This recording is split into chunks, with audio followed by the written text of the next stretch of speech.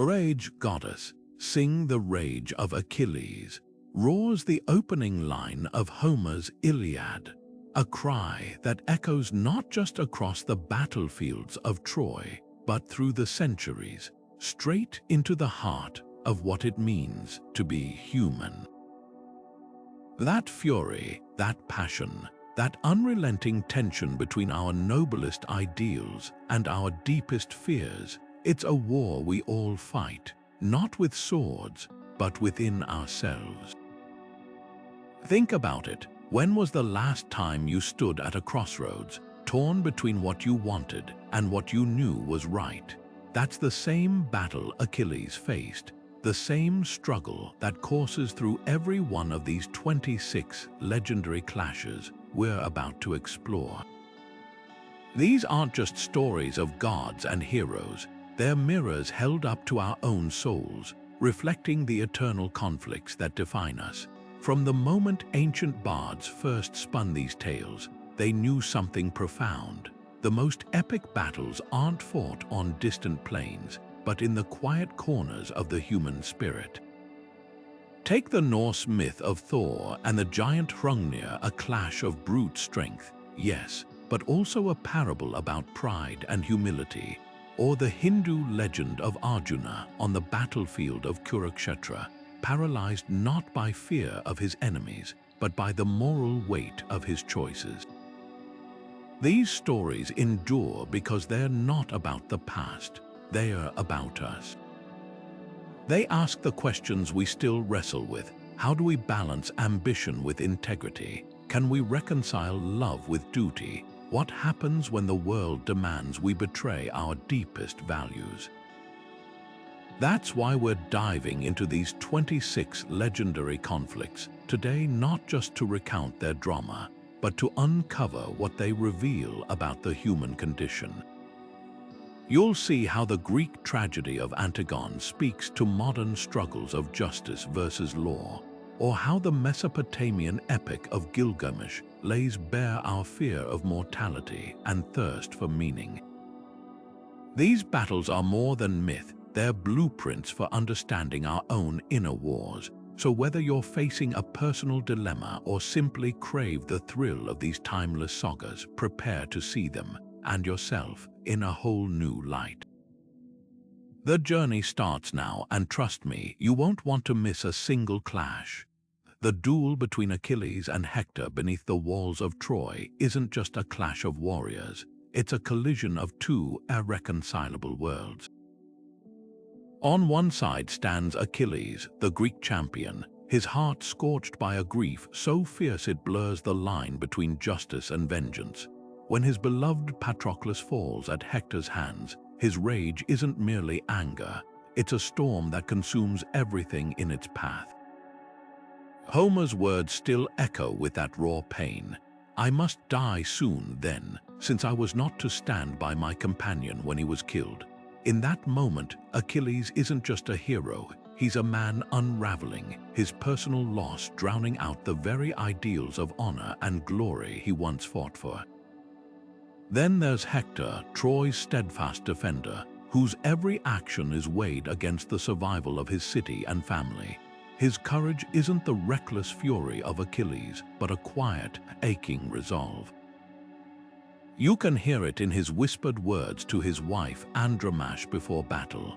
I would feel deep shame before the Trojans if I avoided battle like a coward. Here's a man torn between the love that anchors him and the duty that calls him to certain death. Where Achilles rages against mortality, Hector accepts it not with resignation, but with a heartbreaking dignity. Their final confrontation isn't just spear against shield, it's the ultimate question: what do we owe to others and what do we owe to ourselves? When their fates finally collide, the poetry of the Iliad lays bare the cost of their choices. Achilles, once defined by his pride, now fights with a grief that hollows him. Hector, cornered outside Troy's gates, faces his end not with a warrior's boast, but with a plea for his body to be returned to his people, a last act of devotion to the home he'll never see again. Even in victory, Achilles finds no peace, his triumph soured by the realization that vengeance couldn't mend his shattered heart. This duel doesn't just end lives, it exposes the brutal trade-offs we all face when love, duty, and pride pull us in opposite directions. And yet, the story doesn't stop there. Just as Achilles' rage gives way to a moment of shared humanity when he returns Hector's body to King Priam, we're reminded that even the fiercest conflicts can reveal our capacity for grace. But the next battle we'll uncover carries a different lesson, one where loyalty is tested not by open war, but by the knife's edge of betrayal. The shadows that creep into Heorot, the great mead hall of the Danes, aren't just the work of nightfall, they're the physical manifestation of something far more unsettling. Grendel, the creature who slinks from the marshes to slaughter in the dark, isn't merely a monster of flesh and blood. Listen to the old English verse that introduces him. Wes see grimmer geest Grendel haten, mer merkstopper, see the moras heold. The grim spirit was called Grendel, the famous border walker who held the moors. That word geest doesn't just mean creature, it means spirit, phantom. Grendel isn't just attacking a hall, he's the embodiment of the chaos that lurks at the edges of human civilization, and worse, within the human psyche. Heorot itself, with its laughter and song, represents the fragile order we construct against that encroaching darkness. Imagine it as the human mind, a place of fellowship and reason, until the weight of unresolved rage or fear crashes through its doors. Grendel doesn't just kill warriors, he devours them whole, leaving no trace. Isn't that how unchecked anger or despair consumes us, swallowing joy, leaving only hollow regret? The Danes' helplessness mirrors our own when we feel besieged by emotions we can't control. Then comes Beowulf, a hero whose strength isn't just in his arms, but in his unshakable resolve. When he grips Grendel in that fatal struggle, it's more than muscle against sinew. It's the conscious choice to confront what terrifies us most. The epic tells us Beowulf fights without weapons, bare-handed, because true courage isn't about tools, it's about facing the raw, gnawing parts of ourselves. His victory isn't just over Grendel, but over the temptation to let darkness dictate his actions. Yet the poem whispers a warning. Even Beowulf, in his final battle years later, will grapple with pride and mortality. For now, though, Heorot stands cleansed, a reminder that we, too, can reclaim our inner halls, if we're willing to grapple with what haunts them. But the next battle we'll witness doesn't pit man against monster, but mortal against destiny itself, where every choice twists like a thread in fate's loom. The chariot stands still in the no-man's land between two armies, dust hanging thick in the air not from movement, but from hesitation. Arjuna, the greatest archer of his age, lowers his bow. His fingers, usually so sure, tremble as he surveys the battlefield of Kurukshetra. These aren't faceless enemies lined up before him. They're uncles who bounced him on their knees, teachers who molded him, cousins who shared his childhood laughter. The weight of what he's about to do crushes him like a physical force. How can I strike those I should reverence? He cries to Krishna, his charioteer, and in that moment, the epic Mahabharata pivots from external war to the most intimate battle of all, the fight to reconcile duty with the heart's rebellion. Krishna's response isn't a command, but an invitation to see beyond the immediate horror. The wise grieve neither for the living nor the dead. He says, not as cold comfort, but as a revelation. Clinging to personal attachments can blur the line between right action and paralyzing guilt. The Bhagavad Gita unfolds here not as a call to blind obedience, but as a meditation on how we navigate impossible choices. When Krishna reveals his cosmic form, the terrifying, beautiful vision of time devouring all things, it's a mirror held up to Arjuna's fear of consequence. The message isn't that bonds don't matter, but that duty, when aligned with universal justice, transcends individual anguish. Yet this isn't some abstract philosophy. Arjuna's crisis echoes in every modern dilemma. The whistleblower exposing corruption at the cost of friendships, the parent torn between career and family, even the simple daily choice between what's easy and what's right. The Gita's brilliance lies in framing this not as a tidy resolution, but as an ongoing tension. Krishna doesn't erase Arjuna's grief, he gives him the clarity to act despite it. Perform your duty, steadfast in yoga. He advises yoga here meaning not physical postures, but the yoke of focused intention. The Kurukshetra war that follows isn't a glorification of violence, but a stark portrayal of how righteousness often wears a bloody cloak. Arjuna's eventual return to battle isn't a dismissal of compassion, but its evolution a recognition that sometimes protecting what's sacred requires painful sacrifice. His arrows find their marks, but the epic never lets us forget their cost. In this way, the Mahabharata holds space for both sides of our nature, the part that clings to love and the part that must sometimes wield the sword. And so the chariot moves forward, but the questions linger, questions that will take on new urgency in our next battle, where love doesn't yield to duty, but twists into something far darker. For when the heart's passion curdles into vengeance, even the mightiest heroes can become monsters. The cave isn't empty, it pulses with something far worse than darkness.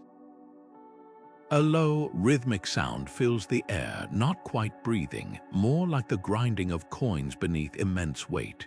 That's how Fafnir announces himself in Norse legend. Once a dwarf, now a monstrous dragon coiled atop his hoard, his very flesh twisted by greed. The sagas describe him as the one who glares with venomous eyes, but it's not poison that transformed him. It's the cursed ring Anvaranot, a circle of gold that whispers promises while devouring the soul. Sigurd, the young hero who ventures into that cave, carries no grand ambition, only a sword reforged from his father's broken blade and a heart unclouded by desire. Where others see riches, he sees a trap. The Volsunga saga paints the moment with chilling clarity. Fafnir's scales glitter like 1,000 mirrors, reflecting not light, but the distorted faces of all who have fallen for gold's illusion. When Sigurd drives his blade upward through the dragon's belly, it's more than a physical strike, it's a rejection of the lie that wealth equals worth. Yet the real tragedy unfolds before the fight even begins. Fafnir wasn't born a monster, he was made one. The ring's curse, spun from a wronged river dwarf's wrath, exposes how easily want curdles into obsession.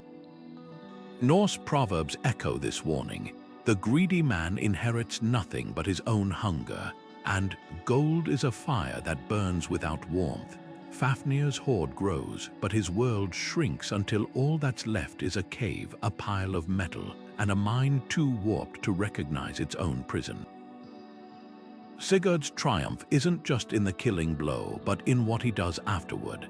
He tastes Fafnir's blood and gains the wisdom of birds, hearing their warnings about betrayal, a metaphor for how freeing oneself from materialism sharpens perception. But the saga refuses a clean moral. Even Sigurd will later fall victim to the ring's curse, proving that no one is immune to desire's slow poison. This duality is the story's genius. It acknowledges both our capacity to resist greed and our vulnerability to its allure. That tension still thrums today. How often do we mistake accumulation for achievement? How many modern Fafnirs surround us? People whose careers, homes, or social media feeds have become hoards to guard rather than lives to live. The cave's shadows stretch long, reaching into our world of Black Friday stampedes and crypto frenzies. Sigurd's challenge remains to wield ambition without letting it wield us. And as the birds foretold, another test looms, one where the enemy isn't gold but the mirror. For in the next battle, the greatest warrior of the North will learn that no foe is more dangerous than the one whispering from within. The valley of Elah stretches silent under the midday sun, two armies frozen in a standoff, not because of strategy, but because of one towering figure whose shadow seems to swallow the landscape whole. Goliath isn't just a giant, he's the physical manifestation of every whispered fear that says you're not enough. The biblical account gives his height as 6 cubits and a span, roughly 9 feet tall, but his true measure isn't in inches, it's in the way his voice shakes the resolve of seasoned warriors. "Choose a man to come down to me," he roars, and the Israelites don't just hear a challenge, they hear their own doubts amplified. That's the power of a Goliath. He turns internal struggles into something so colossal, so real, that even the bravest forget their own strength. Then comes David, a shepherd boy with no armor, no sword, just a sling and 5 smooth stones. His confidence isn't reckless, it's rooted in something deeper. "The Lord who delivered me from the paw of the lion and the bear will deliver me from this Philistine," he tells Saul. Notice what he's really saying. "I've faced smaller versions of this fear before, and here's what I learned." His sling isn't just a weapon, it's a rejection of conventional wisdom. While others see a boy outmatched, David understands that real strength lies in playing to your unique gifts, not someone else's expectations. When that stone flies true, it's not just Goliath who falls, it's the myth that only the biggest, the loudest, the most conventional can win. Modern psychology calls this the underdog effect, the phenomenon where self-doubt becomes a self-fulfilling prophecy unless confronted. Think of the student convinced they'll fail the exam before even opening the book, or the artist too intimidated to share their work because who am I compared to the masters? Imposter syndrome thrives on the same terrain as Goliath. It magnifies our perceived shortcomings until they blot out our abilities. David's victory offers a blueprint. Name your fear, then meet it with what you do have, not what you lack. But here's the twist the story often overlooks after Goliath falls. David picks up the giant's own sword. It's a haunting detail. Does this mean he's embracing the very tools of the force he just defeated? Or is it a warning that triumph can subtly reshape us? The line between confidence and arrogance, faith and presumption, is thinner than we'd like to admit. That's the tension we carry into the next battle, where ambition doesn't just topple giants, it builds towers that scrape the heavens, only to crumble under their own weight. The air above the battlefield shimmers with heat and something else, something unnatural. Koo Chulain, the Hound of Ulster, stands alone against an entire army, but he is no longer just a man. His body twists, bones cracking like green wood in a fire, his skin rippling as if something beneath it struggles to break free. The Irish myths call it the Ryostrad, the warp spasm, a transformation where rage becomes a force of pure destruction. One moment he's a hero, the next a whirlwind of teeth and claws, his spear moving faster than thought, carving through enemies like wheat before a scythe. This isn't battle, it's a storm given flesh, yet the legends never let us forget the cost. After the frenzy fades, Koo Chulain collapses, his body racked with pain, his mind haunted by what he's done. His charioteer, League, must plunge him into 3 successive barrels of water to cool his heat. The first boils away instantly, the second seethes, the third merely warms. It's a metaphor as stark as it is heartbreaking. Unchecked fury doesn't just harm others, it scalds the soul of the one who wields it. Even his enemies weep when they see him like this, not from fear, but from pity. The Tain Bo Cuelnge doesn't glorify his rage, it lays bare its tragedy. Here is a man who saves his people, yet loses himself in the process. What makes Koo Chulain's story so enduring is its painful duality. In daylight, he's the defender of Ulster, bound by sacred oaths and loyalty. But when the Ryostrad takes hold, those very virtues twist into something monstrous. His love for his homeland becomes a rage so consuming it blurs friend from foe. Modern psychology might call it dissociation. The moment emotion overrides reason, leaving only reflexes and regrets. We've all felt whispers of this, haven't we? That split second where anger floods the mind, and later you barely recognize the words that spilled from your lips. Koo Chulain's myth exaggerates this human truth to epic proportions, asking us, where is the line between righteous passion and self-destruction? The Irish sagas answer with unsettling honesty. Even Koo Chulain's death is tied to his fury. Tricked into breaking sacred Jisa taboos meant to temper his power, he's fatally wounded, yet ties himself to a standing stone so he may die on his feet, his body only falling when a raven, symbol of Morrigan, the war goddess, lands on his shoulder. In the end, his strength becomes his undoing. It's a warning etched in mythic ink. Emotions unchecked are like a spear with no hilt. They wound the hand that wields them as surely as the target. Yet the next battle we'll witness offers a counterpoint, a love so fierce it bends the rules of war itself. For when passion is tempered not by suppression, but by devotion, even the gods must take notice. The harp's melody in the court of Cornwall carries whispers not of joy, but of hearts straining against the chains of duty. Tristan, the noble knight, and Isold, the radiant queen, sit worlds apart yet bound by something fiercer than any vow. A love potion brewed in error, drunk in haste, and now coursing through their veins like liquid fire. Medieval poets describe it as a draught so strong no heart could resist. But here's the truth they dare to voice: the potion isn't magic. It's the primal force of desire itself, the kind that makes societal rules crumble like ancient parchment. When Tristan whispers, "I cannot fight this," and Isold replies, "Nor I," their words aren't surrender, they're rebellion. Every stolen glance across the banquet hall, every hushed meeting in the garden's twilight, becomes a skirmish in their silent war. The 12th century Roman de Tristan paints their agony in vivid strokes. Their love was like a flame in the wind, flickering but never extinguished. Notice how their secrecy mirrors the way we bury our own forbidden yearnings, the dreams we hide from family, the identities we mask for acceptance.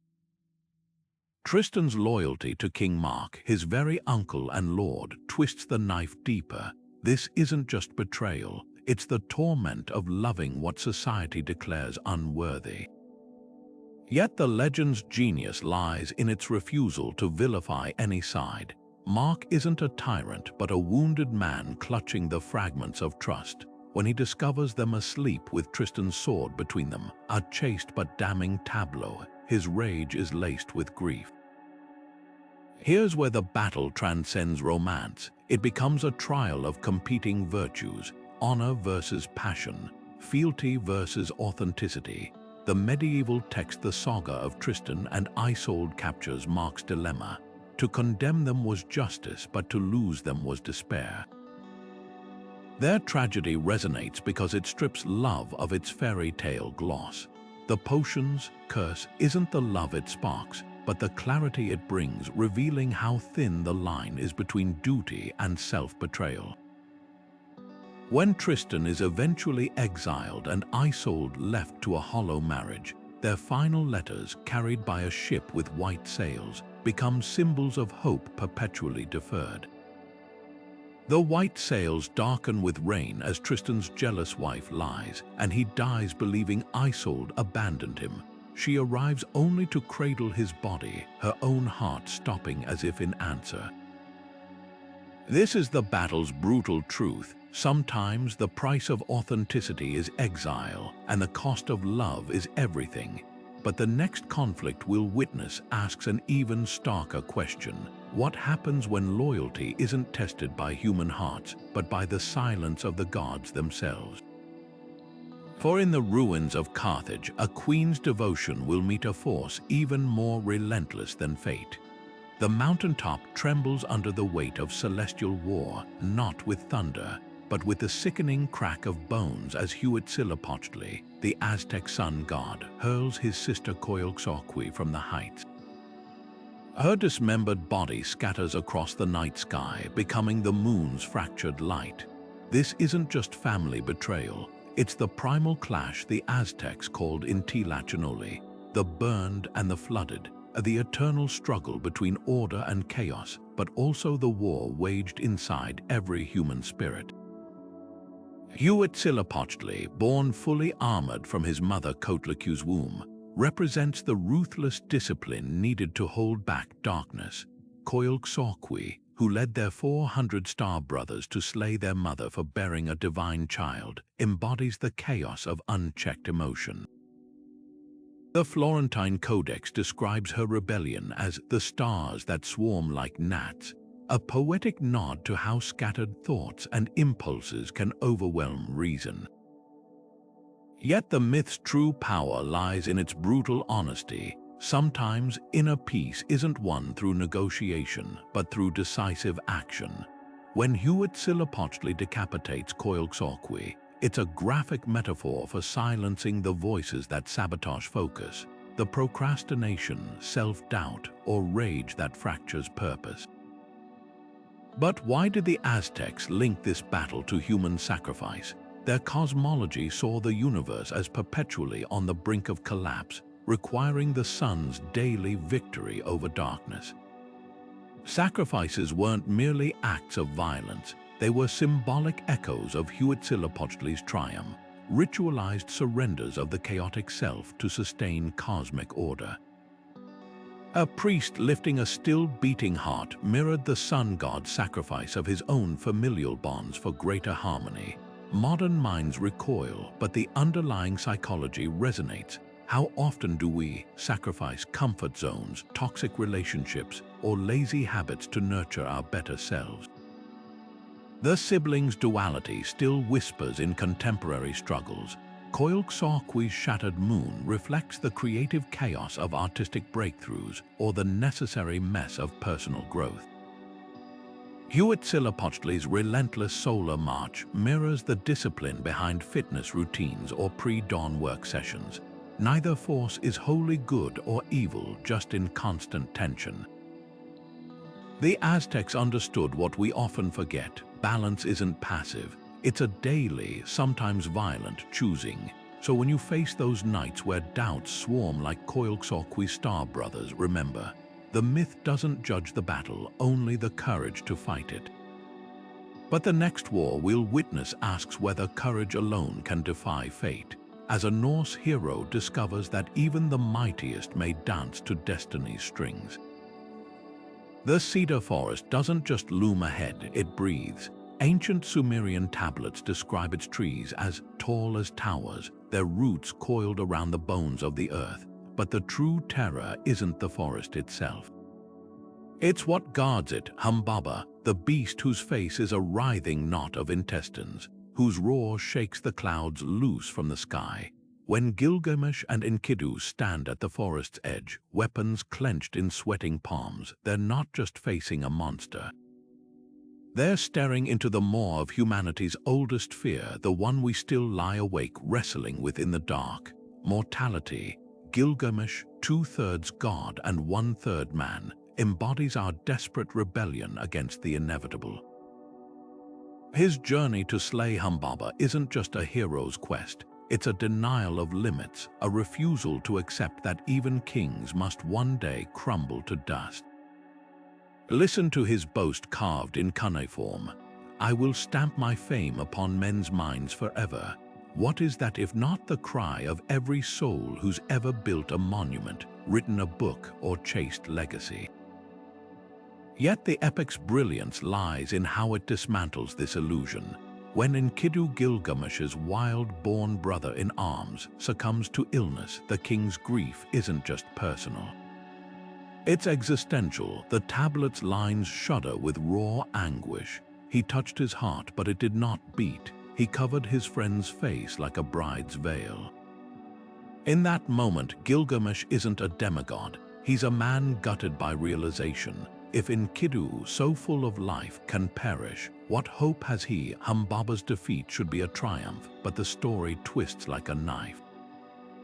Returning to Yurok with the monster's head, Gilgamesh wears it like a crown until the gods retaliate by claiming Enkidu's life. Suddenly, the victory feels hollow. The cedar forest's guardian wasn't just an enemy. He was a boundary keeper, a reminder that some lines shouldn't be crossed. The epic's climax, where Gilgamesh fails to secure immortality from Utnapishtim, delivers its hardest truth: life's beauty is inseparable from its brevity. When the flood survivor tells him, "You will never find the life you seek," it's not a curse. It's an invitation to stop raging against the tide and instead wade deeper into its currents. Modern minds still chase Humbaba in labs studying longevity, in art that outlives its creators, even in the way we photograph meals as if to say I was here. Yet the epic's ending offers something radical. Gilgamesh returns to Yurok's walls, running his hands over the bricks, and for the first time sees them not as a monument to his glory, but as a shared space for the living. The lesson isn't resignation, it's reverence. Mortality isn't a flaw to fix. It's the lens that gives life its sharpest colors. But what if immortality weren't just unattainable, but unbearable? The next battle we'll witness doesn't feature a hero fighting death. It stars one cursed to outlive everyone he loves, where endless days become a prison without walls. The sword Kusanagi note, Tsurugi should be Yamato Takaru's greatest triumph, a divine blade plucked from the tail of an 8-headed serpent, its edge sharp enough to cut through armies. Yet when the legendary prince unsheathes it in the tall grass of Sagami Plain, the weapon betrays him. His enemies set the field ablaze, trapping him in a ring of fire. The Kojiki chronicles the moment with chilling precision. As Yamato Takaru swings the sword not to strike foes, but to scythe down the burning reeds around him, he discovers its curse. For every life it takes, the blade demands another, not from his enemies but from his own humanity. Victory upon victory piles up, yet each leaves him more hollow. Where other heroes return to feasts and embraces, Yamato Takaru finds only silence. The Shinto concept of kegare, spiritual pollution from bloodshed, clings to him like smoke. His wives die tragic deaths, Ottotachibana Heim drowning herself to calm stormy seas for his voyage, Miyazu Heim perishing of grief. Even the land rebels, Mount Ibuki sends a poisonous white boar to strike him down. The Nihon Shoki records his final lament. "My heart was a bird on the plains, but now my wings are broken."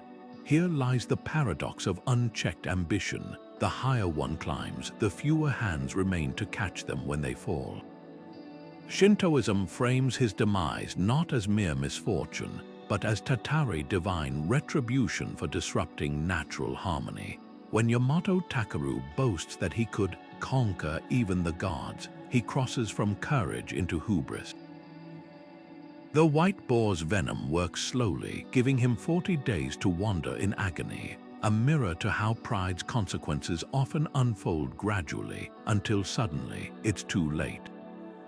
His transformation from hero to restless spirit, Goryo, warns that legacy built on force alone becomes a prison. Modern audiences might recognize this in workaholic burnout or influencers chasing fame only to find emptiness behind the screen. Yet the tale's brilliance lies in its ambiguity. Yamato Takaru isn't vilified, he's mourned. The sacred sword he wielded still resides in Japan's Atsuta Shrine, revered but rarely displayed, a reminder that power must be tempered with reverence. When we chase goals at any cost, do we, like Yamato Takaru, mistake isolation for strength? The grass he cut down regrew, the fires he survived left scars.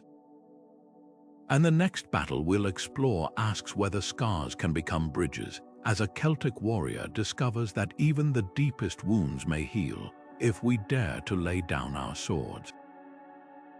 Dawn breaks over the battlefield not with the golden light of Camelot's glory, but with the pale, sickly hue of a dream unraveling. Lancelot, his armor still smeared with the blood of Gareth and Gaheris, raises his sword not in anger but in grief. Across the field stands Gawain, his once bright helm dented, his voice raw from shouting accusations that taste like ash in his mouth. This isn't just a duel between knights, it's the splintering of a brotherhood, the moment when loyalty to family and loyalty to principle tear the round table in two. Malory's Le Morte d'Arthur captures the tragedy in Gawain's roar. Thou hast slain my brethren, whom I loved dearly, and therefore I shall never leave thee till one of us be dead. Yet even as steel clashes, the text reveals the agony beneath the rage. Lancelot, who could strike Gawain down at any moment, refuses to deal the killing blow. I may never lay my sword upon thee, Sir Gawain, he pleads, for the love I bear to thy brother, Sir Gareth. Here lies the heart of their conflict, two men bound by mutual respect, yet torn apart by irreconcilable duties. Gawain's vengeance is the cry of a man who must choose between justice for his kin and the ideals of knighthood he once swore to uphold. Lancelot's restraint is the torment of a man who knows his love for Guinevere has shattered the very code he sought to perfect. Camelot's fall isn't just the collapse of a kingdom, it's the implosion of identity. The Round Table's knights didn't just serve Arthur, they were Arthur, each representing a facet of his vision. When Lancelot and Gawain fracture that unity, they enact a struggle we still face today. The CEO torn between shareholders and employees, the soldier caught between orders and conscience, even the friend who must choose between exposing a loved one's lie or upholding the truth. Malory underscores this with eerie prescience. Thus they fought till it was past noon, and then they rested. No grand speeches, no tidy resolutions, just exhaustion, and the dawning realization that some wounds never fully heal. Yet the legend refuses to let either man become a villain. Gawain's dying letter to Lancelot, "Forgive me my trespasses against thee," reveals the cruel irony of their battle. The very loyalty that pitted them against each other is what finally bridges the rift, too late to save Camelot, but not too late to salvage their souls. Their duel becomes a mirror for our own fractured allegiances, asking, when our values conflict, which thread of our tapestry do we pull, knowing the whole design may unravel? But the next battle we'll witness offers no such respite, for when love challenges the gods themselves, even the mightiest heroes find that defiance has a price. The sun hangs low over Kurukshetra, casting long shadows that stretch like accusations across the bloodied earth. Karna stands alone, not with the Pandavas who share his blood, nor fully embraced by the Kauravas who arm him. His golden armor, the kavacha fused to his skin since birth, gleams dully in the fading light. This isn't just a warrior preparing for battle, it's a man caught in the cruelest of double binds. The Mahabharata lays bare his anguish. Why fight for those who scorn me? Why betray those who never knew me? Every arrow in his quiver is weighted with the question that has haunted him since birth: who am I? Across the field, Arjuna radiates certainty. His chariot is piloted by Krishna himself, his bow Gandiva blessed by the gods. Where Karna's every victory has been hard-won against caste and scorn, Arjuna's path gleams with divine favor. Their rivalry isn't merely personal. It's the collision of two worlds, one where merit is measured by birth, another where it's earned through sweat and blood. When Karna challenges Arjuna before the war, his words crack with decades of buried pain. If I were a king's son, would you still deny me this duel? The silence that follows is its own answer. Yet Karna's tragedy runs deeper than societal rejection. His nobility shines brightest in his flaws.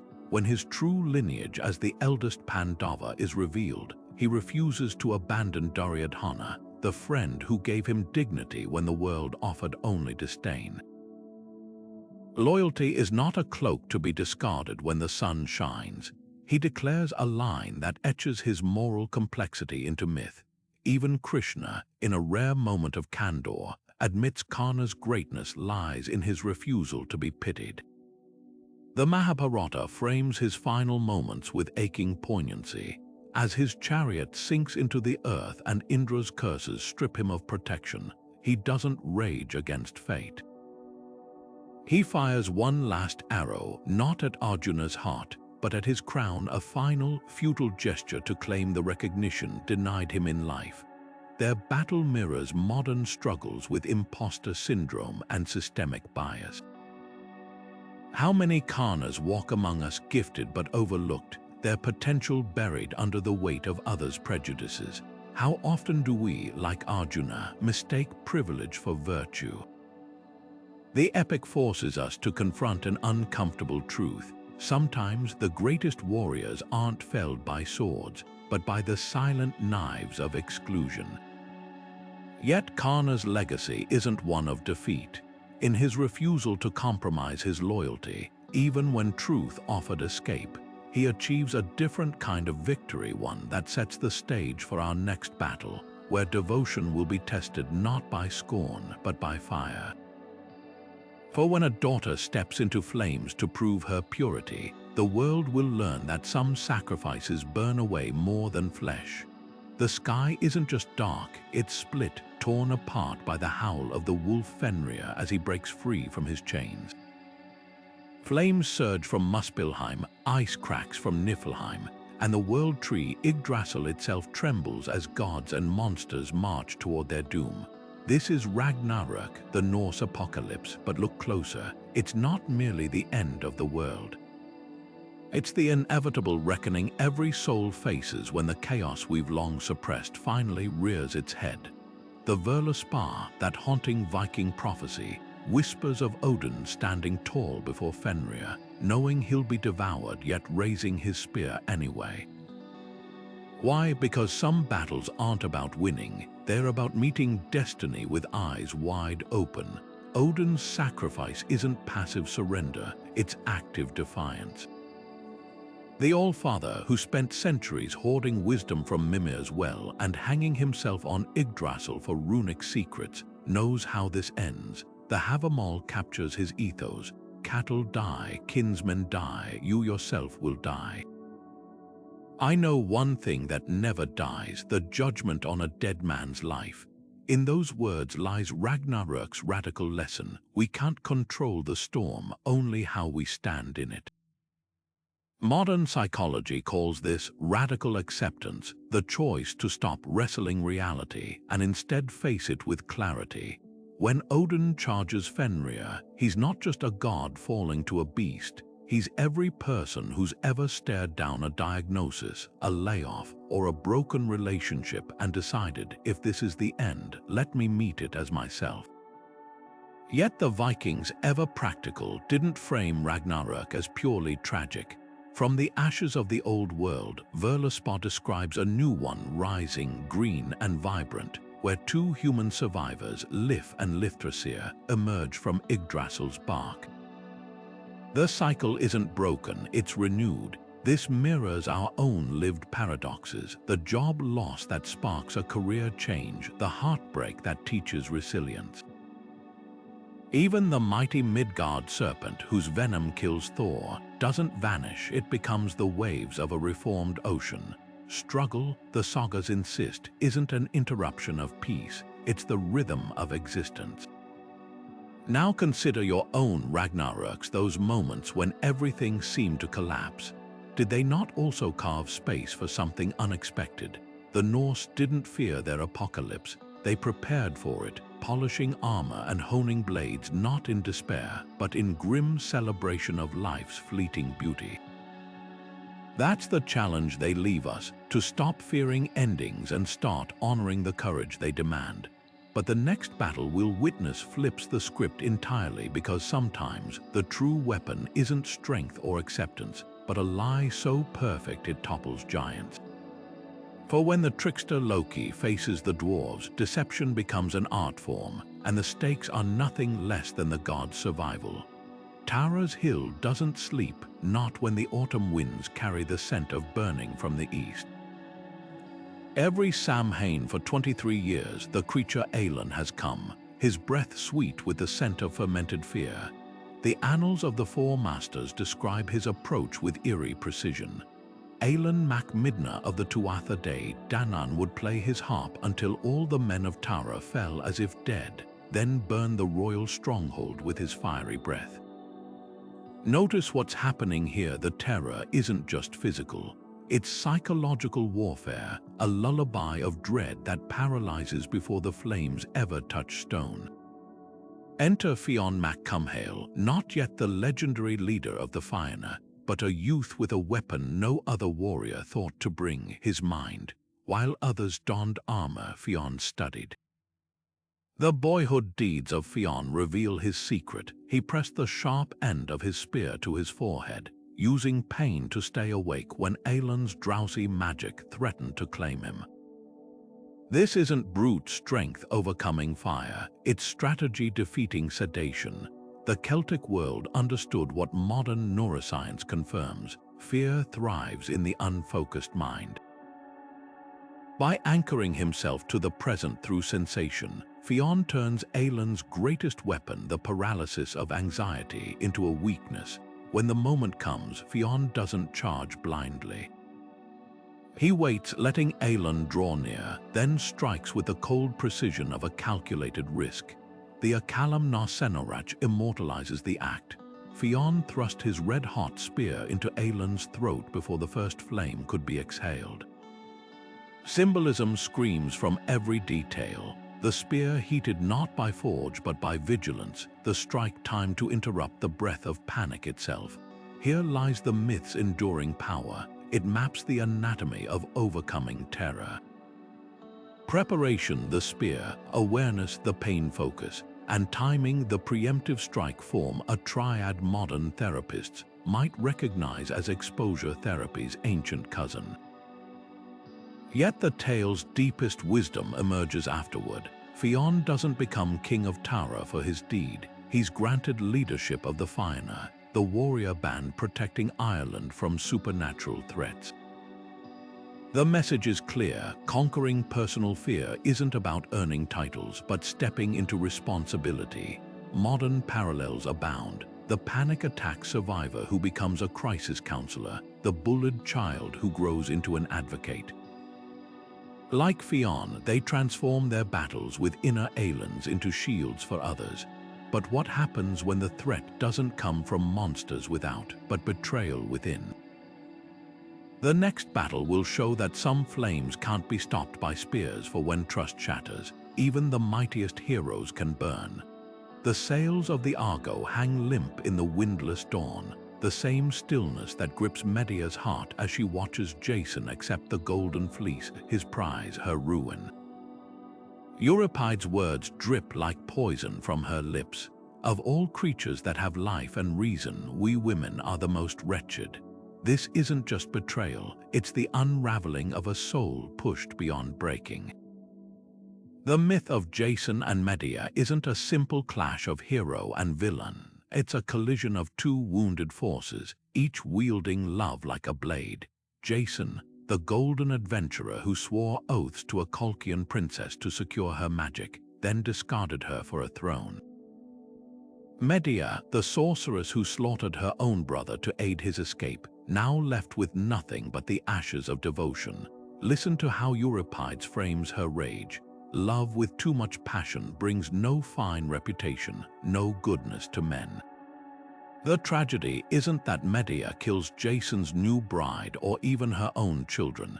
It's that every horrific act is a mirror held up to Jason's ambition. When she hands the poisoned robe to Gloss, it's not just vengeance, it's the literal embodiment of gifts given with hidden hooks. The robe clings, burns, consumes just as Medea's love did when Jason first pledged himself to her. Their story strips bare the danger of treating hearts as currency. Jason thought Medea's magic a tool, her loyalty a stepping stone. He forgot that love scorn doesn't fade, it transforms. Yet the myth refuses to paint Medea as mere monster. Her final act, escaping to Athens in Helios' chariot, isn't victory, but a hollow transcendence. She becomes what Jason's betrayal made her, untouchable, inhuman, a warning etched in mythic fire. Modern psychology might diagnose their dynamic as folly à deux, a dance of mutual destruction where manipulation begets atrocity. When Jason screams, "No Greek woman would dare this." Medea's reply chills, "Perhaps, but I am not Greek." Here's the story's brutal truth: cultural alienation, gendered expectations, and broken promises fuse into an inferno no one escapes unscathed. Their battle lingers because it forces us to ask, where does righteous fury end and cruelty begin? When does the betrayed become the betrayer? The Argo's voyage began as a quest for glory, but its real lesson is darker. Some wounds never heal, only fester. And as the next battle will reveal, even the noblest intentions can rot when exposed to the slow poison of corruption. The storm over the Zagros Mountains doesn't just blot out the sun, it steals it, swallowing the light whole as the Anzu bird spreads its vast wings. This isn't an ordinary creature from Sumerian myth. It's a thief of fate itself, snatching the tablet of destinies from the god Enlil, and with it the power to shape the cosmos. But here's what the ancient scribes understood that still resonates today. The Anzu doesn't just hoard divine authority. It embodies that gnawing voice in your head whispering, "You don't deserve this." Someone will find out you're a fraud. Enter Lugalbanda, the hero who doesn't charge in with brute force, but with something far more potent, a plea for help. The Epic of Lugalbanda describes his journey not as a solo conquest, but a collaboration. When he stands before the storm god Ishkur, he doesn't boast, he admits his fear. "Give me the wisdom to face what I cannot conquer alone," he implores, and here's the twist: Ishkur doesn't hand him a weapon. He offers advice, to seek the Anzu's weakness through patience and cunning. This is Mesopotamian myth's radical answer to imposter syndrome. Divine aid isn't about miracles, it's about recognizing that self-belief often comes dressed as borrowed courage. The climactic battle isn't a clash of talons and swords, but a test of wits. Lugalbanda doesn't overpower the Anzu. He outthinks it, using the bird's own arrogance against it. The tablet's recovery isn't just a victory, it's a restoration of order, both cosmic and personal. Those cuneiform hymns celebrating Lugalbanda's triumph. They're not just ancient praise poetry, they're a 4,000-year-old reminder that agency isn't about never doubting yourself, it's about doubting and acting anyway. So ask yourself, what's your stolen tablet, the creative project shelved because you're not good enough, the promotion you didn't pursue because someone more qualified deserved it? The Anzu thrives on silence, but Lugalbanda's story whispers another truth sometimes. The bravest act isn't slaying the monster, but naming it. And just as the tablet's return heralds a new era in Sumerian myth, our next battle will reveal how transformation isn't always about reclaiming what was lost, but becoming something entirely new. For when a mortal dares to wear a god's skin, the line between power and peril blurs beyond recognition. The forest whispers warnings in a language only the desperate understand, twigs snapping like brittle bones, wind sighing through the trees like the last breath of Koshchei, the deathless victims. In Slavic myth, Koshchei isn't just an immortal sorcerer. He's a walking fortress of emotional avoidance, his soul hidden inside a needle, inside an egg, inside a duck, inside a hare, locked in an iron chest buried under the world's farthest oak. The Russian folktale Maria Morvna paints his curse with chilling precision. No sword can harm him, no fire burn him, for his pain lies sealed away where no man dares look. But here's the twist: Kosha's immortality isn't strength, it's the ultimate cowardice. Enter Ivan Tsarevich, the prince who doesn't seek power but his stolen bride. His journey isn't about breaking Kosha's spells, it's about unraveling the logic of avoidance itself.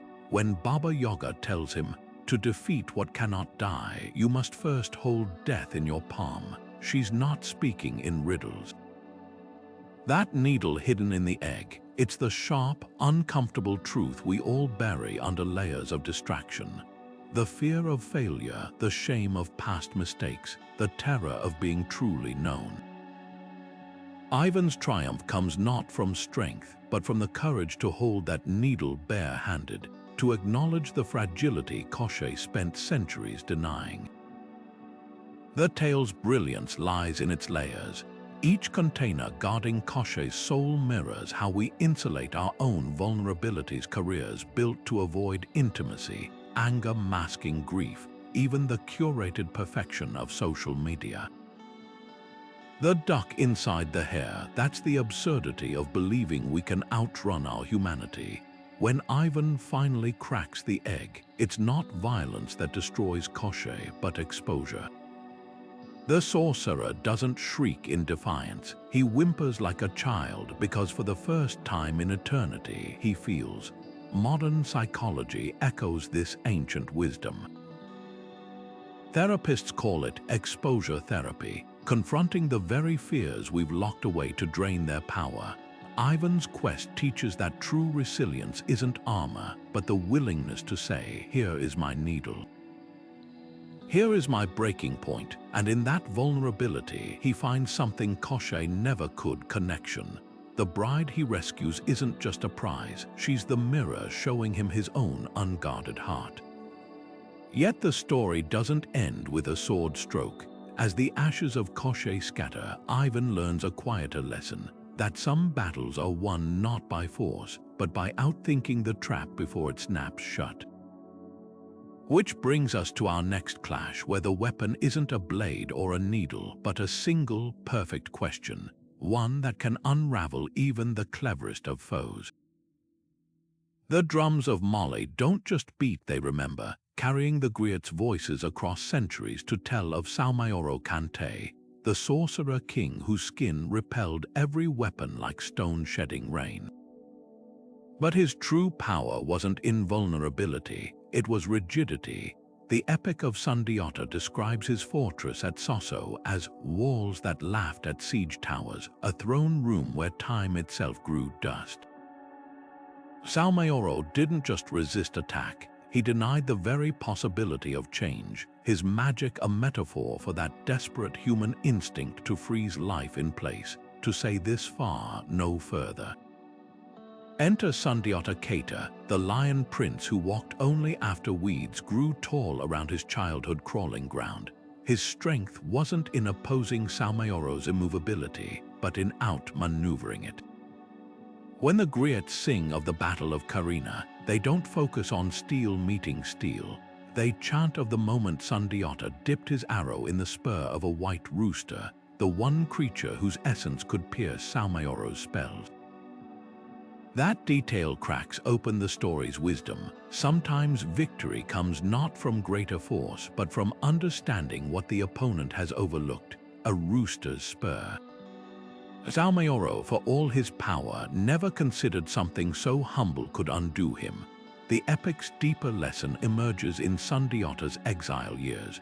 Where Salmauro hoarded power, Sundiata gathered knowledge, learning the languages of forest hunters, the strategies of desert traders, even the medicinal secrets of his enemies. His famous proclamation, "The world is old, but the future springs from the past," wasn't just poetry, it was a battle plan. Adaptability became his weapon. Modern minds might recognize this as antifragility, the ability to grow stronger through stressors like bones densing under pressure. Salmaauro's magic was a wall, Sundyauta's resilience was a river, finding new paths around every obstacle. Oral traditions preserve a haunting moment before Karina. As Sundiata notches his fateful arrow, Salmaauro shrieks, "No man may kill me." Sundiata's reply echoes through time, "Then let change claim you." The sorcerer's fall isn't a physical death but a dissolution, his rigid form scattering like termite dust in the wind. The griots insist his last words were, "I am unmade," a confession that his true defeat wasn't by arrow but by evolution itself. So when life presents your own Salmaauros, careers that stall, relationships that petrify, creative blocks that seem impenetrable, remember Sundiata's lesson. Their unbreakable often crumbles not to brute force, but to the quiet persistence of new approaches. Sometimes the rooster's spur is a skill learned late, a conversation approached differently, or simply the courage to walk when the world expects a crawl. And as the sands of Karina settle, another truth emerges, that victory alone doesn't define a hero. What comes next, the legacy built upon broken walls, will test Sundiata in ways no battle ever could. The desert wind carries the scent of iron and frankincense as Rostam bends over the dying Esfandiar, his hands slick with blood that shouldn't have been spilled. The Shawneme's verses hang heavy between them. You sought your death, and now it finds you. This isn't just a duel between Persia's mightiest warriors, it's the collision of two irreconcilable truths. Esfandiar, blessed or cursed with invulnerability by the prophet Zoroaster, embodies the fatalism of blind duty. His skin repels every weapon, yet his soul is shackled by his father's command to bring Rostam in chains. Rostam, the aging champion, fights not for glory but survival, his arrows useless until the legendary Simurgh whispers the secret, a tamarisk branch sharpened and fired into Esfandiar's eyes, the only chink in his divine armor. Listen to Esfandiar's dying lament. I knew this day would come, yet walked into its jaws. His invincibility wasn't strength, it was paralysis. The Shawname paints him as a man who saw his fate in dreams but lacked the courage to defy it, even when his heart whispered that the order was unjust. Rostam's victory tastes like ashes because it's not truly his, it's destiny's. The tragedy here isn't just Esfandiar's fall, but the realization that his obedience made him complicit in his own undoing.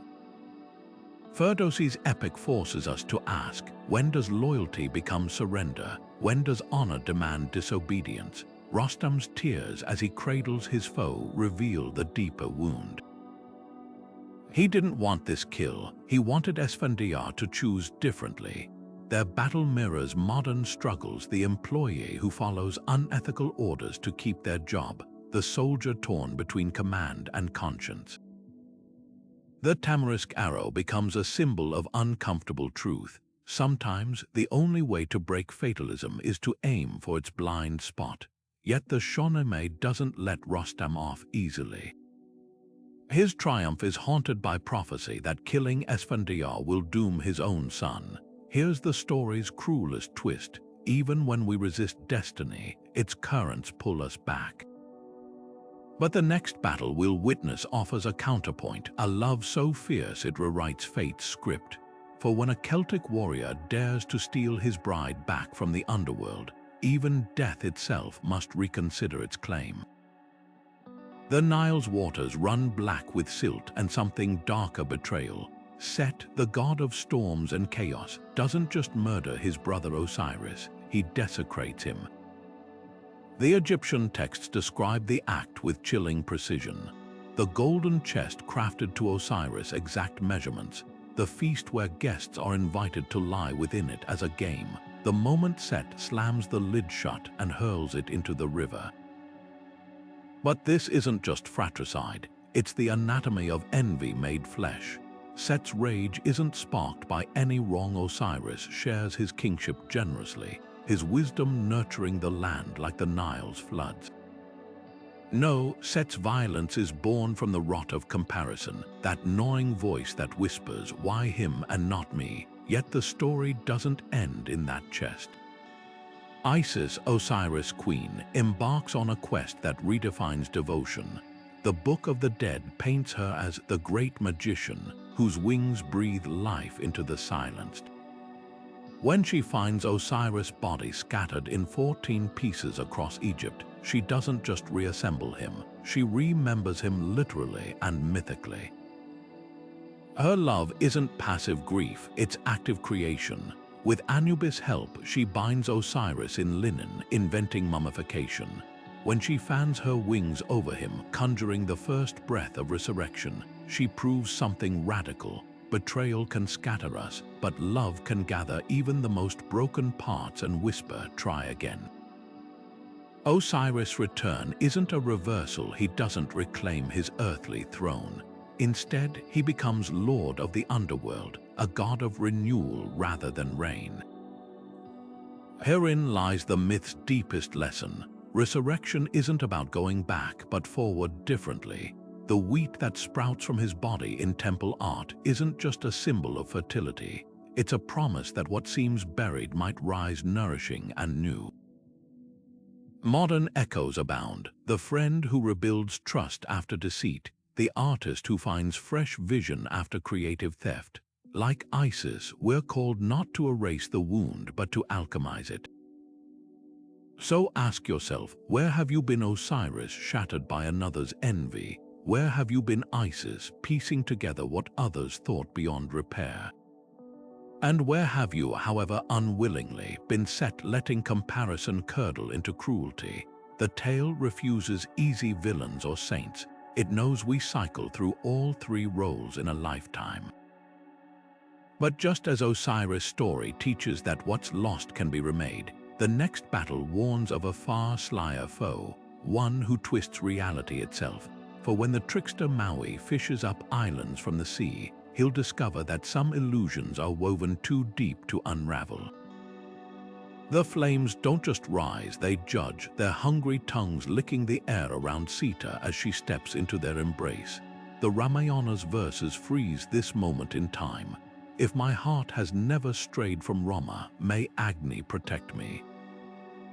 But this isn't merely a test of fidelity.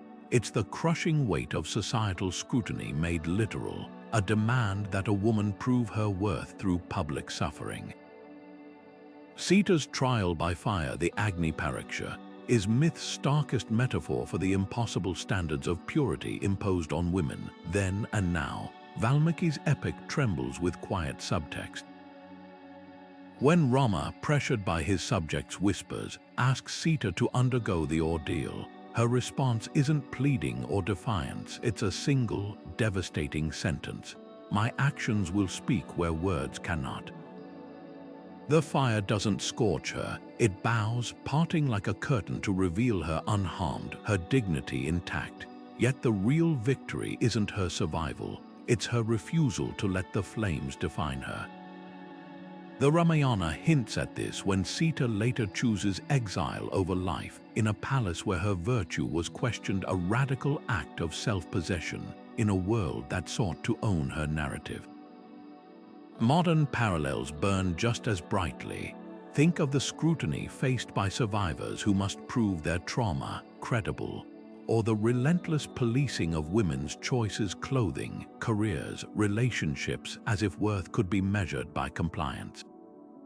Sita's fire lives in the courtroom interrogations, the social media comment sections, the whispered, "But what was she wearing?" Her ordeal whispers a timeless truth: validation demanded is already hollow.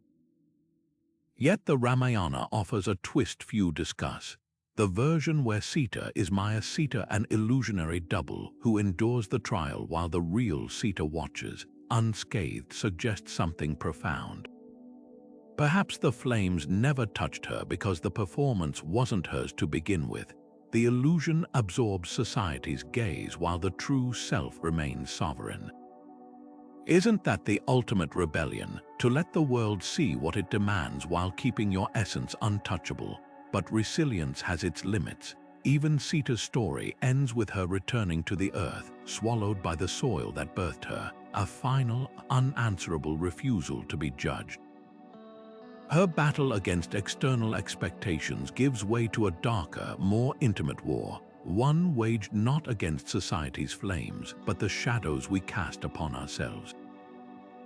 For when the Greek hero Perseus meets his reflection in the mirrored shield, he'll confront a foe no fire can purify. The storm god Susanu doesn't just stride into Izumo.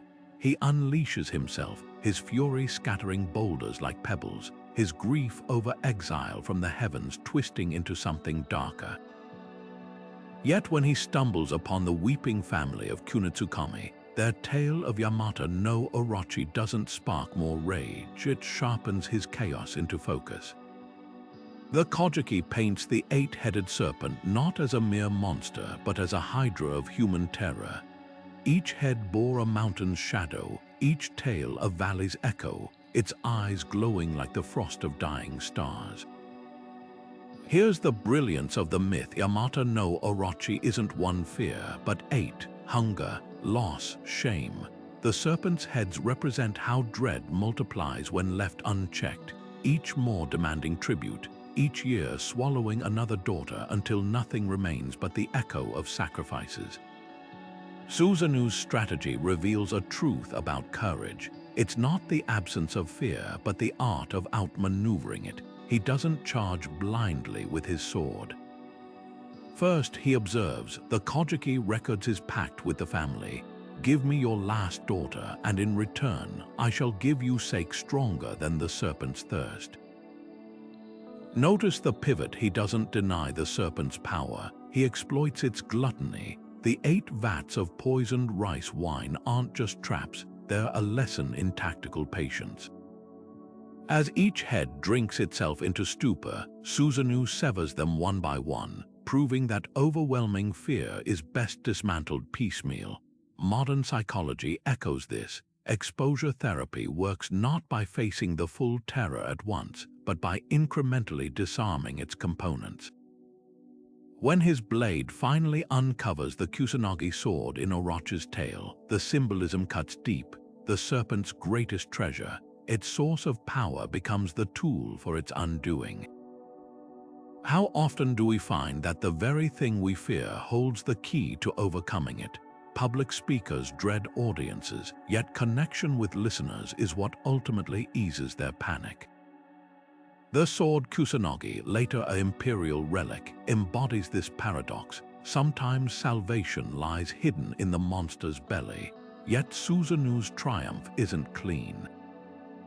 His chaotic nature lingers, even as he gifts the sword to his sister Amaterasu in reconciliation. Storms still bear his name. The myth refuses tidy morals. It acknowledges that courage may scatter the serpents, but the rain still falls. And that rain becomes a bridge to our next battle, where victory demands not cunning, but the unthinkable. A mother's hands lifting the knife not against a beast, but her own heart. For when Jocasta faces the prophecy's price, love and fate will collide in a way no sword can resolve. The mist over Anon doesn't just obscure, it transforms, clinging to Beowulf's skin like a second identity as he steps into Aron's world. The Welsh Mabinogion describes this moment with eerie simplicity. For a year and a day, Beowulf shall wear the shape of the Lord of the Otherworld, and Aron shall wear his. But this isn't just a fairy tale swap. It's myth's most profound experiment in empathy, a literal walking in another's shoes, where the shoes are a kingdom, a marriage bed, and the weight of divine judgment. Aron's test is deceptively simple. Rule my lands, sit my throne, but touch not my queen. The stakes, not just honor, but the unraveling of 2 souls. When Beowulf lies beside Aron's wife night after night, turning his back to her in perfect restraint, his discipline isn't about desire, it's about seeing. The text whispers, he showed her all courtesy, but took not what was not his. Here's the radical truth the tale unveils. True empathy requires boundaries. To understand another's life isn't to consume it, but to hold its sanctity intact. Their reunion a year later cracks open the story's heart. Aron, returning to find his kingdom fairer, his people more just, doesn't thank Beowulf, he bows. The Mabinogion records his words like a sacrament. You have kept faith where others would have faltered. The mutual naming of Head of Anon that follows isn't a title exchanged but a self-exchange. Beowulf doesn't return unchanged. He carries Aron's wisdom in his bones, just as Aron now bears Beowulf's compassion. Modern psychology calls this theory of mind, but the Welsh knew it first, that to step into another's role isn't play acting but alchemy. Yet the tale's deepest lesson lies in what isn't said. Aron's queen never speaks of that year. Did she know? Did she mourn the unbroken trust? The silence thrums with unasked questions, reminding us that empathy's cost is often borne by those we never think to question. Beowulf's restraint saved a marriage, but it also erased a woman's choice to be seen as more than a test. This exchange of crowns sets the stage for a far more relentless foe, one no sword can pierce. For when Beowulf's son Pryderi faces the enchantment of the Golden Bowl, time itself becomes the enemy, its passage neither swift nor slow, but a loop no mortal mind was meant to endure. The sky doesn't just rumble its splinters, the very fabric of the heavens cracking under the weight of Kronos' scythe as he hacks at the pillars of creation. Hesiod's Theogony paints the Titan king not as a mere tyrant, but as time itself given teeth. He swallowed them all, great Kronos, lest another mightier than he should rise. His children Hestia, Demeter, Hera, Hades, Poseidon disappear into his gullet one by one, not out of malice, but out of a voracious hunger to freeze the world in his image. This isn't just myth, it's the oldest human terror made flesh. Kronos devours because that's what time does, it consumes. Every wrinkle, every faded memory, every sunset you'll never see again is his feast. Then comes Zeus, the hidden child, raised in secret on Crete, his cries drowned out by the clashing of shields and the howling of the Kurukshetra. His rebellion isn't just a coup, it's the defiant cry of a species that refuses to be digested.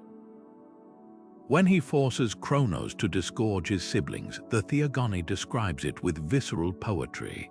The stone first, then the gods, slick with time's bile, whole but not unchanged. That stone, the one reed tricked Kronos into swallowing, becomes the omphalos at Delphi, a naval marking where the world pivoted from stagnation to flux. Zeus doesn't defeat time, he harnesses its chaos, trading Kronos' frozen eternity for something fragile and glorious. A world where things end and therefore matter. Modern minds might recognize this trade-off in every birthday candle blown out, every scrapbook filled with photos of moments we can't reclaim. The Titan's fall isn't just ancient history, it's the choice we make daily to savor the ephemeral.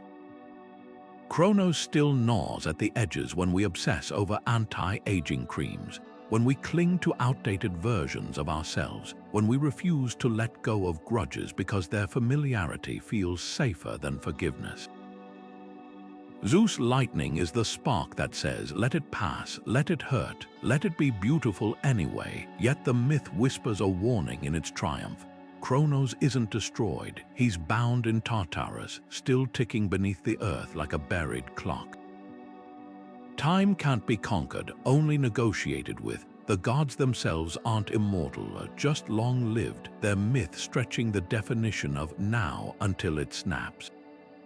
That's the paradox Zeus forces us to confront. To love life fully, we must first accept its finitude, and so the heavens blaze with new order, but the earth still trembles, not from Titan footsteps, but from the weight of choices yet to be made. For in the next battle, defiance won't be enough. When a mortal king dares to outwit the gods for his people's sake, the price of victory will demand not lightning, but something far more precious: redemption written in scars rather than stars. The marsh doesn't just stink of sulfur, it chokes on it, the air thick with the dragon's breath as it coils around the trembling village. Medieval hagiographies describe the beast with chilling precision. Its scales were like shields rusted with the blood of saints, its wings vast as fallen church domes. Yet the Golden Legend, that 13th century tome of saints' lives, reveals the deeper horror. This dragon demands not just livestock, but sacrifices of the spirit. Young virgins are fed to its maw not because it hungers for flesh, but because it thrives on despair. Enter George, not yet a saint but a soldier, his armor scuffed from travel, his sword unremarkable. The legends fixate on his spear piercing the beast's throat, but the real weapon is his refusal to flinch. When the dragon roars, its voice isn't fire, it's doubt, hissing familiar lies: "You're just one man." What difference can you make? George's response isn't brute force. It's the sign of the cross traced in the air, a symbol of something doubt cannot digest: unshakable belief in a purpose greater than fear. The Golden Legend captures the moment. The beast recoiled as if struck by lightning, not from the spear's point, but from the light in the knight's eyes. Here's what medieval storytellers understood: dragons aren't slain by strength alone, but by the decision to stand when every instinct says flee. George's battle mirrors every modern struggle with imposter syndrome, with procrastination, with that voice whispering you'll fail. The villagers cowering behind their walls, they're the parts of ourselves that hesitate, the dreams shelved as unrealistic, the talents dismissed as not good enough. George's victory isn't in killing the dragon, but in leashing it, leading it back to town with the princess's girdle as a collar. The message is startling: doubt tamed becomes diligence, becomes discernment. So name your dragon. Is it the fear of rejection keeping you from applying for that job? The shame that says you don't deserve love after past mistakes? George's story insists they can be faced not with blind arrogance, but with the quiet certainty that some truths are worth bleeding for. The hagiographies note his wounds never fully heal. They ache when rain comes, a reminder that faith isn't the absence of pain, but the courage to carry it. Yet as George's legend fades into stained glass, the horizon darkens with a far greater storm. For our final battle won't pit man against beast, but the human spirit against the abyss itself, where the only armor is the will to keep breathing when the universe seems determined to snuff you out. The waters of the primordial abyss don't just swirl, they scream, a tempest of salt and bile as Tiamat's serpentine body lashes against the void. The Enuma Elish, Babylon's creation epic, doesn't call her a monster. She's Teham, the deep itself, mother of all, who fashions tumult as others fashion clay. Her chaos isn't mindless destruction. It's the raw, unfiltered potential of existence before names, before boundaries, before the comforting lie that the universe owes us order. When she births dragons with venom for blood and scorpions with storms in their tails, it's not malice. It's the terror of creativity unchained, the same dizzying fear an artist faces before the blank canvas or a parent feels staring into their newborn's unknowable future. Enter Marduk, the storm god, so young his radiance still stings the elder god's eyes. His weapon isn't just the mace that splits mountains, it's language. The epic records his demand: if I am to vanquish her, declare my word supreme, unchanging. This isn't arrogance, it's the first act of self-definition. Where Tiamat is, Marduk chooses. His battle isn't fought with brute strength alone, but with the precision of naming, the four winds to disorient her, the net held by the sky itself to ensnare her. When he looses the arrow that splits her skull, the act isn't mere violence, it's differentiation. Her body becomes the world's raw materials, her tears the Tigris and Euphrates, her ribs the arches of heaven. The Enuma Elish chants it plainly. He split her like a shellfish into two parts. Chaos divided becomes cosmos. Yet here's the paradox the Babylonians understood. Creation requires destruction. Marduk doesn't erase Tiamat, he reconfigures her. The same primal energy that birthed monsters now sustains civilizations. Modern minds might recognize this in the way trauma, that personal Tiamat, can become the scaffolding for resilience, or how the chaos of a brainstorm crystallizes into innovation. Psychologists call it post-traumatic growth, but the ancients knew it first. The dragon's death is the world's birth. The epic's climax hums with deeper truth. Before fashioning humanity from the blood of Tiamat's general, Kingu, Marduk asks, "What name shall we give them, these creatures who will bear the gods' burdens?" The answer lies in the question itself. Naming, the act of defining, is both power and responsibility. When we label our own inner chaos, we don't destroy it, we direct it. A child's tantrum becomes passion with guidance. A writer's self-doubt becomes editorial rigor. Tiamat's roar, channeled, becomes the hum of a city at dawn. And so this final battle mirrors the 25 before it. Achilles' grief honed into purpose, Beowulf's fear transformed into vigilance, Sita's fire forging unshakable self-knowledge. The human journey isn't about erasing our storms, but learning to build with their wreckage. Marduk's victory whispers the oldest secret: chaos isn't your enemy. It's the clay, now go shape it. 26 battles, 26 mirrors held up to the human soul, each reflecting a different facet of our endless war with ourselves. From Achilles' storm of grief to Sita's trial by fire, from Beowulf's grappling with Grendel to Medea's shattered love, these aren't just tales carved in ancient scrolls or whispered by fireside. They're blueprints for the battles we fight every day, the rage that threatens to hollow us out, the love that demands impossible sacrifices, the ambition that can build empires or burn them down. These stories endure not because they're exotic, but because they're true, not in the literal sense, but in the way they map the fault lines of our inner worlds. Consider how each clash echoes in modern skin. Karna's struggle against the weight of prejudice. That's the job applicant fighting implicit bias, the artist dismissed for their background. Fionn MacCumhale outsmarting Aelin's paralyzing fear. That's the student battling anxiety to step onto a stage, the entrepreneur staring down self-doubt. Even Suzanu's dismantling of Yamato Noah Roch's 8 heads speaks to how we confront overwhelm today, not all at once, but one problem, one breath, one small victory at a time.